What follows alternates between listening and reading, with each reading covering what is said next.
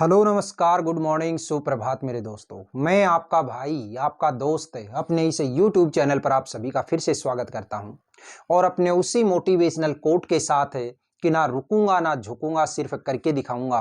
आज का हमारा ये जो टॉपिक चलने वाला है साथियों, इसके अंदर हम देखेंगे अपने आर्टिकल के अंदर डेफिनेट आर्टिकल। देखिएगा इस आर्टिकल के अंदर मैंने आप लोगों को इनडेफिनेट आर्टिकल जो करवाया, उस इनडेफिनेट आर्टिकल के अंदर मैंने आपको ए का यूज और ए एन का यूज करवाया। आज की इस क्लास के अंदर हम देखने वाले हैं डेफिनेट आर्टिकल। और डेफिनेट आर्टिकल जो होता है ये आप जानते हैं कौन सा होता है मेरे साथियों।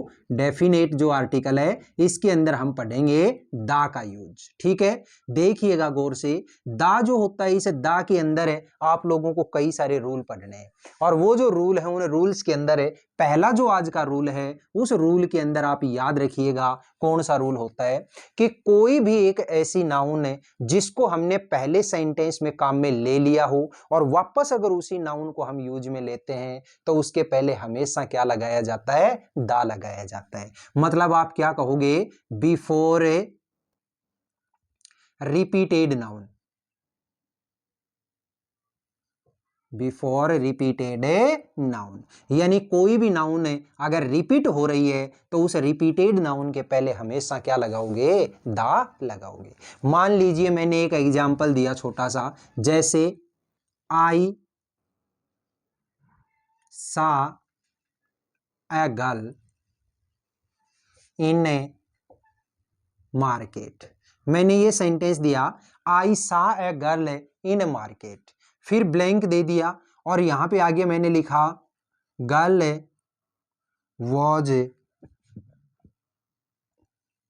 Buying sweets.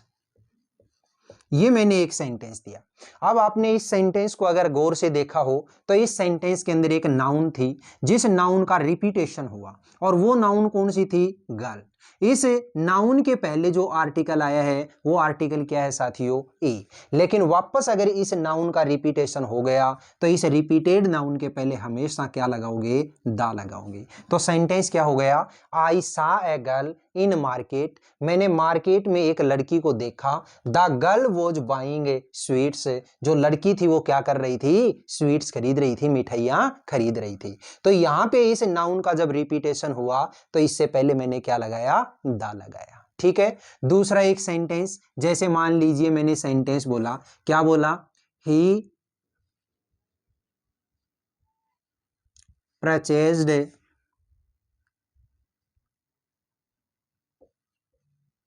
अम्ब्रेला। ठीक है, फिर मैंने ब्लैंक दिया, अम्ब्रेला वॉज ब्लू। गौर से देखिएगा ये जो सेंटेंस है इस सेंटेंस में एक नाउन अम्ब्रेला, साउंड क्या निकल रही है शुरुआत के अंदर ए, और ए की साउंड निकल रही है, तो यहां पे तो आप क्या फिलअप करोगे साथियों, ए एन। और वापस जब इस नाउन का रिपीटेशन हो गया तो इस रिपीटेड नाउन के पहले क्या लगाएंगे, आप दा लगाएंगे। The umbrella was blue. देख लिया। तो आपने फर्स्ट जो रूल है इस फर्स्ट रूल के अंदर क्या पढ़ा कि कोई भी नाउन जब रिपीट हो जाती है तो उस रिपीटेड नाउन के पहले हमेशा क्या लगाओगे, दा लगाओगे। अब देखिएगा दा का रूल नंबर है सेकंड। आपने नाम सुना हो यूनिवर्सल थिंग्स।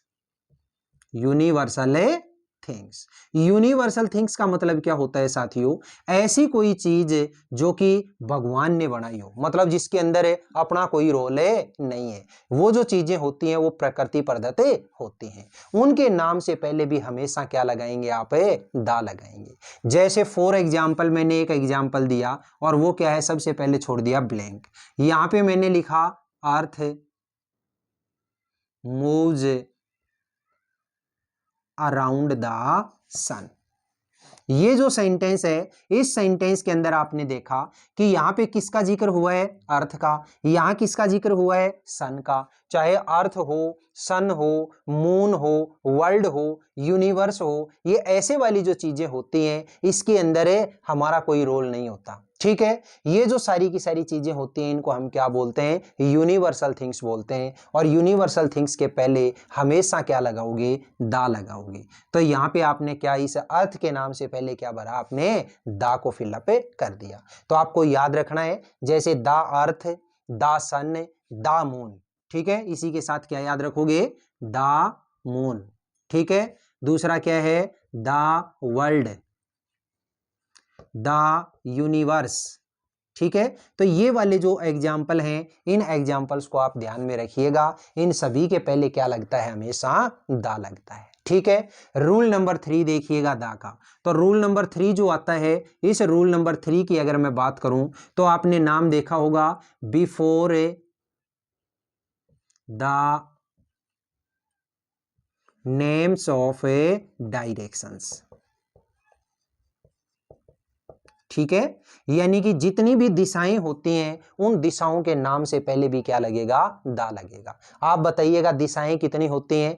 अब कई सारे लोग तो मतलब आज तक इसी कंफ्यूजन में रहते हैं, सर दिशाएं होती हैं कितनी, 4। लेकिन याद रखिए दिशाएं जो होती हैं वो दिशाएं कितनी होती हैं, टोटल 10। और उन 10 दिशाओं के अंदर से 8 दिशाएं ऐसी होती हैं, 8 डायरेक्शंस ऐसी होती हैं जिनको हम किसी कागज पे, किसी बोर्ड पे उकेर सकते हैं, बना सकते हैं। और 2 डायरेक्शन ऐसी हैं जिनको हम किसी कागज के ऊपर नहीं बना सकते। कौन सी होती हैं सर? आप लोगों ने एक छोटा सा इस तरीके का एक स्ट्रक्चर तैयार किया और इस स्ट्रक्चर के अंदर ऊपर की जो डायरेक्शन होती है उसको हम क्या बोलते हैं, नॉर्थ, यानी कि उत्तर दिशा। इसके जस्ट अपोजिट कौन सी होती है, साउथ, यानी कि दक्षिण दिशा। हमारे राइट हैंड की तरफ जो होता है वो राइट हैंड की तरफ कौन सा होता है, इसके अंदर है ईस्ट, यानी कि पूर्व दिशा। और ये जो लेफ्ट हैंड होता है इसमें कौन सी होती है, वेस्ट, यानी कि पश्चिम दिशा। तो 4 तो ये मेन हो गई। अब इसके बीच में जो डायरेक्शन होती है तो ये कौन सी हो गई हमारी, नॉर्थ ईस्ट। ये कौन सी हो गई हमारी, नॉर्थ वेस्ट, ठीक है। ये कौन सी हो गई है, इसको हम बोलते हैं साउथ वेस्ट, और इसको हम क्या बोलते हैं, साउथ ईस्ट। इन 8 दिशाओं को हम किसी कागज के ऊपर बना सकते हैं। और 2 दिशाएं ऐसी होती हैं जिनको किसी कागज के ऊपर नहीं बना सकते। वो कौन सी होती हैं, एक तो अप और एक है डाउन। तो इस तरीके से टोटल जो 10 दिशाएं होती हैं, इन 10 दिशाओं के नाम से पहले हमेशा क्या लगता है साथियों, दा लगेगा। तो जब भी कोई सेंटेंस आप बनाओगे तो उस सेंटेंस के अंदर आपको क्या लिखना है, जैसे द नॉर्थ, ठीक है, द साउथ, क्लियर हो गई, the north, the south, the east, the west, है ना। इसी तरीके से the north east, the north west, the south west, the south east, है ना। तो इस तरीके से टोटल जो दिशाएं होती है हमारी 10 की 10, उन 10 दिशाओं के नाम से पहले क्या लगता है साथियों, दा लगता है, ठीक है। तो बताइएगा आज की छोटी सी क्लास के अंदर आपको दा से related rule number 1, rule number 2 और रूल नंबर 3 ये समझ में आया कि नहीं आया। कल की जो हमारी क्लास होगी उस क्लास के अंदर दा से रिलेटेड जितने भी रूल होते हैं वो सारे के सारे अपने यहाँ पे निपटा लेंगे, ठीक है। क्लास छोटी जरूर है लेकिन आपके लिए बड़ी इंपॉर्टेंट क्लास होने वाली है। बताइएगा ये जो क्लास थी, ये क्लास आपको कैसी लगी? अगर ये क्लास आपको वाकई में अच्छी लगी है तो इस क्लास को आप ज्यादा से ज्यादा लाइक करिएगा, शेयर करिएगा, कमेंट बॉक्स में कमेंट करके जरूर बताइएगा। और अपने इस चैनल को अगर आपने अभी तक सब्सक्राइब नहीं किया तो प्लीज इसे सब्सक्राइब करके पास वाले बेल आइकन को जरूर दबाइएगा, ठीक है। आपके लिए जो क्लास है वो क्लास नहीं रुकी। हालांकि आज मतलब दिक्कत ये हो चुकी थी कि जो स्टैंड जिसके ऊपर मतलब अपन क्लास बनाते हैं वो स्टैंड बिल्कुल गिर जाने की वजह से टूट चुका है, लेकिन दोबारा से मतलब किसी दूसरे स्टैंड का जुगाड़ कर करके आपकी जो क्लास है उस क्लास को यहाँ पे करवाया है, ठीक है। हो सकता है क्लास के अंदर जो बोर्ड की जो स्थिति है वो थोड़ी बहुत मतलब टेढ़ी मेढ़ी हो सकती है, लेकिन अपने को उस चीज को ध्यान नहीं देना, अपने को ध्यान देना है अपनी क्लास के ऊपर, ठीक है। क्लास हमारी हुई है, ये बिल्कुल एकदम बात है, सही है। तो बताइएगा ये क्लास जो है क्लास कैसी लगी, ठीक है।